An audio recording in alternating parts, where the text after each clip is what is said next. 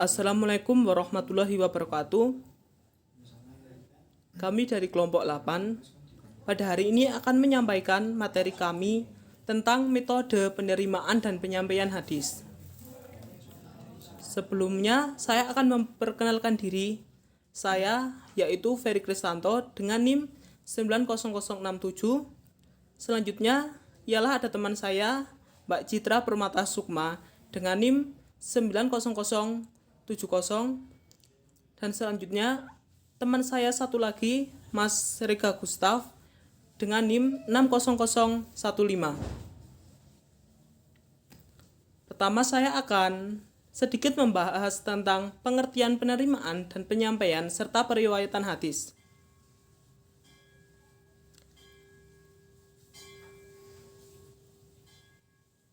Penerimaan dan penyampaian periwayatan hadis dalam bahasa ahli hadis disebut dengan tamamul wa'ada al-hadis. Tamamul secara bahasa berarti membawa atau memikul dengan berat. Sedangkan secara istilah, tamamul adalah mengambil dan menerima hadis dari seorang syekh dengan metode tertentu dari beberapa metode tamamul. Selanjutnya ialah syarat penerima hadis dan penyampaian serta argumen yang melandasi. 1. Syarat penerima hadis. Mahmud Al-Tahan dalam tafsir Mustalah Al-Hadith menjelaskan, menurut pendapat yang sahih tidak ada persyaratan Islam dan balik dalam penerimaan hadis. Namun dalam penyampaian diisyaratkan Islam dan balik. Sebagai ulama ada yang mensyaratkan balik dan penerimaan hadis. Namun persyaratan ini tidaklah tepat karena pada masa sahabat telah terjadi penerimaan riwayat daripada sahabat yang masih junior. Selanjutnya syarat penerimaan hadis dan penyampaian serta argumen yang melandasi, yaitu syarat penerima hadis. Para ulama merinci seputar syarat sahnya penerima masa periwayatan, tetapi dapatlah dinyatakan bahwa seorang penerima riwayat hadis hendaknya pertama, sehat akal dan pikirannya.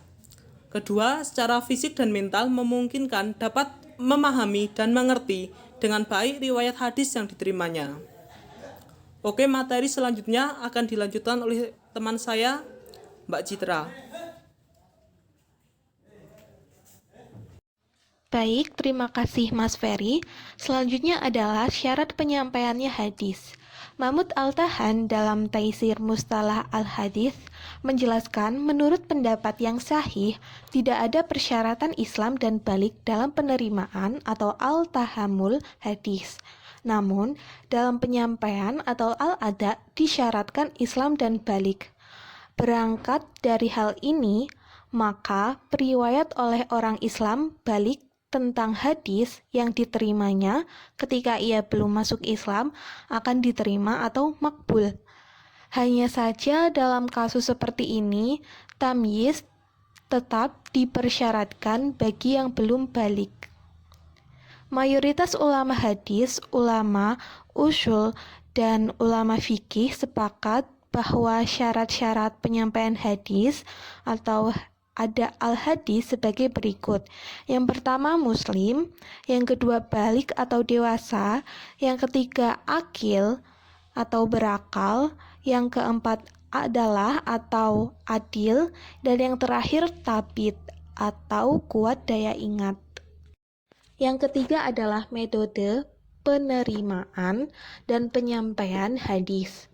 Ada beberapa macam cara periwayatan sesuatu hadis dari seorang perawi kepada perawi lainnya, yaitu yang pertama adalah asyimai. Yang dimaksud dengan al-syimai, seseorang mendengar sendiri riwayat hadis itu dari gurunya, baik didektekan maupun tidak, baik dari hafalannya maupun dari tulisannya. Yang kedua adalah al-qiraah atau qiraah ala asy-syekh. Dalam hal ini perawi menghadap riwayat hadis kepada gurunya dengan cara perawi itu sendiri yang membacanya atau orang lain yang membacakannya dan dia mendengarkan. Baik yang dibacakan itu berasal dari catatannya maupun yang berasal dari hafalannya. Pada periwayatan cara kedua ini, guru menyimak dengan teliti apa yang dibacakan oleh muridnya dan mencocokkan dengan apa yang ada pada hafalannya, sedangkan si penerima lebih aktif lagi sebab dialah yang membacanya. Yang ketiga adalah al-ijazah. Al-ijazah adalah cara penerimaan riwayat hadis dengan cara seorang guru memberi izin kepada orang lain untuk meriwayatkan hadis yang ada padanya, baik pemberian izin itu dinyatakan secara lisan maupun secara tertulis. Yang keempat adalah al-munawalah. Yang dimaksud dengan al-munawalah ialah bahwasanya seorang guru memberikan hadisnya kepada muridnya untuk diriwayatkan kepada orang lain. Yang kelima, al-mukatabah. Yang dimaksud dengan al-mukatabah adalah seorang guru menuliskan hadis yang diriwayatkannya untuk diberikan kepada orang tertentu, baik yang menulisnya guru itu sendiri maupun menyuruh orang lain untuk menuliskannya, dan orang yang diberi hadis itu pun boleh ada di hadapan guru ataupun ada di tempat lain. Yang keenam, al-ilam ala asy-syekh, penerimaan riwayat hadis dengan al-ilam dilaksanakan dengan cara seorang guru memberitahukan kepada muridnya tentang hadis atau kitab yang telah diterimanya dari guru tanpa disertai pernyataan agar si murid meriwayatkannya lebih lanjut. Yang ketujuh, al-wasiyah. Periwayatan dengan cara al-wasiyah adalah seorang guru mewasiatkan hadis atau kitab yang telah diriwayatkannya kepada orang lain atau muridnya sebelum ia wafat untuk diriwayatkannya. Yang kedelapan, al-wijadah. Cara periwayatan hadis dengan al-wijadah adalah seseorang mendapatkan hadis yang ditulis oleh perawinya, tetapi bukan dengan cara al-shimai, al-ijazah, maupun al-munawalah. Maksudnya, bila saja seorang mendapatkan hadis sesama dan pernah bertemu dengan perawinya atau tidak pernah bertemu, dan bisa pula tidak hidup semasa, pernah menerima riwayat darinya maupun belum pernah sama sekali. Oke, terima kasih. Selanjutnya akan dijelaskan oleh Mas Gustaf. Selanjutnya adalah periwayatan hadis antara dan makna. Yang pertama adalah ahli yang memperbolehkan periwayatan makna. Mayoritas ulama hadis umumnya memperbolehkan periwayatan secara makna hingga masa sebelum dibukukannya hadis secara resmi, dan ini merupakan oleh kalangan mutaakhirin. Yang kedua adalah ahli yang mengharuskan periwayatan al-lafzi.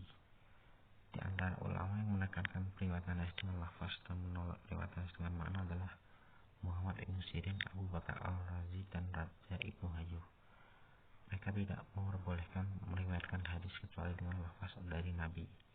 Tidak boleh ditambah dan dikurangi, bahkan ada yang berpendapat bahwa seorang rawi harus menyampaikan apa yang didengarnya dari gurunya sekalipun guru itu salah atau keliru dalam ejaannya.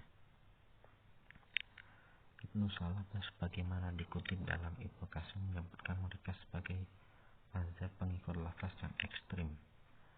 Hadis Nabi yang dimungkinkan diriwayatkan secara lafal oleh sahabat Nabi sebagai saksi pertama hanyalah hadis yang dalam bentuk sabda atau hadis qauliyah, dan ini pun sangat sulit dilakukan kecuali untuk sabda-sabda tertentu.